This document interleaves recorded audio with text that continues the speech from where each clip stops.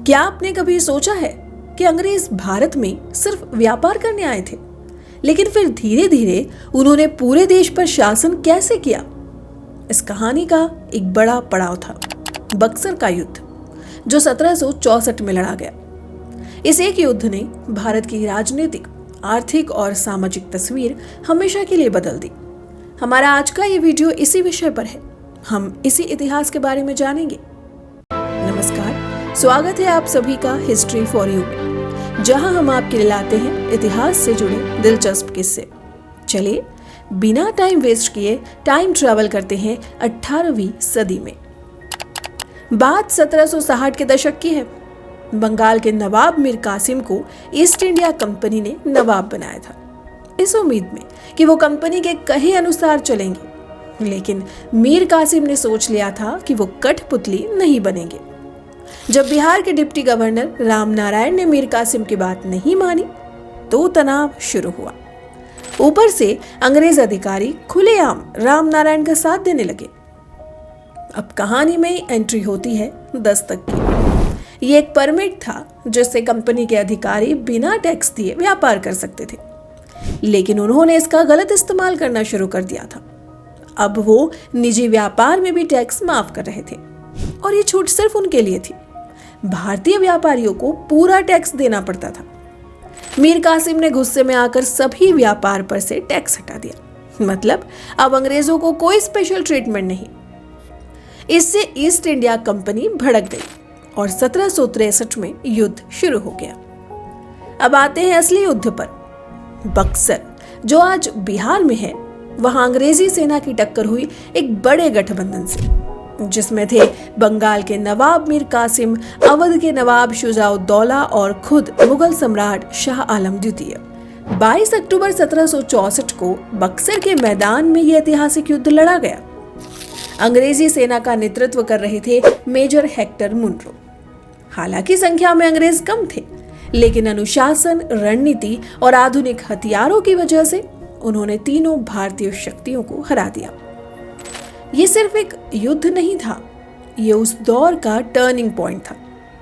अब सिर्फ बंगाल ही नहीं, बल्कि दिल्ली के सम्राट की हार ने अंग्रेजों को पूरे भारत में सबसे बड़ी ताकत बना दिया। अब बात करते हैं युद्ध के असर की। बक्सर की लड़ाई के बाद ईस्ट इंडिया कंपनी को सिर्फ एक व्यापारिक संस्था नहीं, बल्कि राजनीतिक शक्ति मिल गई थी।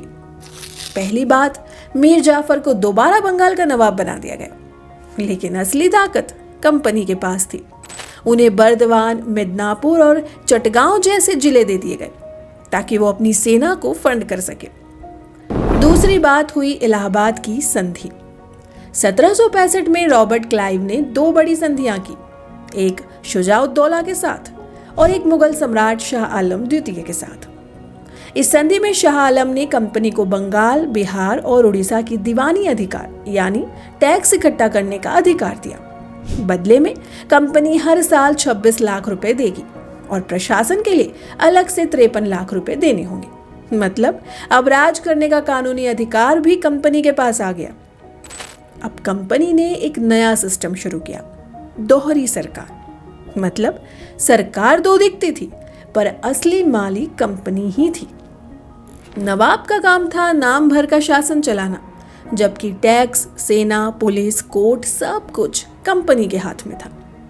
ये कुछ ऐसा था जैसे ड्रामा में राजा बना हो कोई और, लेकिन डायलॉग कोई और बोल रहा हो। इस प्रणाली से अंग्रेजों को पैसा भी मिलता और लोगों में डर भी बना रहता।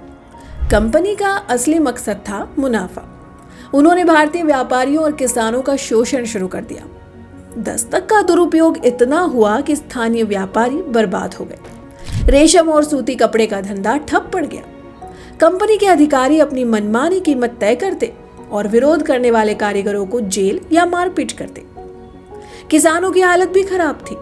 हर साल जमीन ऊंची बोली पर दी जाती और ठेकेदार किसानों से जबरदस्ती वसूली करते थे। नतीजा ये हुआ कि किसान या तो लुटेरे बन गए या गांव छोड़ गए। और फिर आया 1769 का भयंकर अकाल, जिसमें लाखों लोग मारे गए। 1772 में governor general Warren Hastings Bharat आए। उन्हें कंपनी के डायरेक्टर से साफ निर्देश मिला कि दोहरी सरकार खत्म करो। हेस्टिंग्स ने मोहम्मद रजा खान और राजा शिताब राय जैसे डिप्टी दीवानों को हटा दिया और कंपनी ने खुद राजस्व और प्रशासन अपने हाथ में ले लिया। नवाब को सिर्फ 16 लाख रुपए सालाना पेंशन मिली और असली सत्ता अब पूरी तरह कंपनी के पास थी। बक्सर की लड़ाई भले ही एक युद्ध था, लेकिन इसका असर सदियों तक रहा। इसी से अंग्रेजों का राजनीतिक, आर्थिक और सामाजिक नियंत्रण शुरू हुआ। इसने हमें एक सबक सिखाया कि जब भी बाहरी ताकतों को सिर्फ व्यापार का बहाना देकर ज्यादा अधिकार दे दिए जाते हैं, तो वो कभी भी हुकूमत में बदल सकते हैं। आज के लिए बस इतना ही। अगर आपको ये वीडियो पसंद आया हो, रोचक लगा हो, तो इसे लाइक और शेयर जरूर करें और हमारे चैनल हिस्ट्री फॉर यू को सब्सक्राइब करना ना भूलें। फिर मिलेंगे आपसे एक और ऐतिहासिक कहानी के साथ। तब तक के लिए धन्यवाद।